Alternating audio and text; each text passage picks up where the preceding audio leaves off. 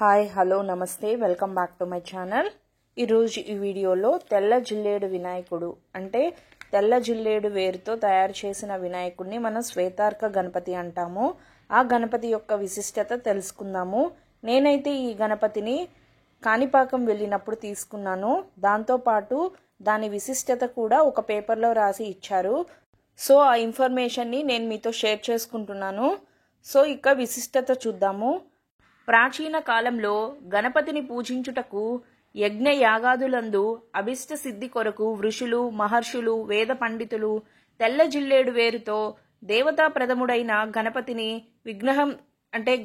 విగ్రహంగా తయారు చేసి పూజలు నిర్వహించిన తదుపరి యాగాన్ని గాని రాజ పట్టాభిషేకాన్ని కాని ప్రారంభించేవారని శ్రీ అగస్త్య మహాముని వ్రాసిన మూలికా జలరత్నం అనే గ్రంథంలో తెలియచేసినారు. తెల్ల జిల్లేడు వేరు చాలా శ్రేష్టమైనది. ఆ వేరులో విఘ్న వినాయకుడు నివాసం ఉండునని ఇతిహాసం. తెల్ల జిల్లేడు పుష్పాలు వినాయకునికి చాలా ప్రీతి. అంతేగాక నవగ్రహాల్లో నాయకుడైన సూర్యునికి తెల్ల జిల్లేడు చెట్టు ప్రీతి. ఇంతటి విశిష్టతను కలిగిన తెల్ల జిల్లేడుతో వినాయకుడిని తయారు చేసిన దాన్ని పూజించడం చాలా మంచిది. ఈ వినాయకుడిని పూజించడం వల్ల ఏమైనా చర్మ రోగాలు ఉంటే తొలగిపోతాయి.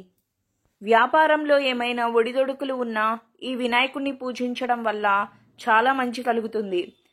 ఈ వీడియో కనుక మీకు నచ్చితే లైక్ చేయండి, షేర్ చేయండి, సబ్స్క్రైబ్ చేయండి. Thanks for watching.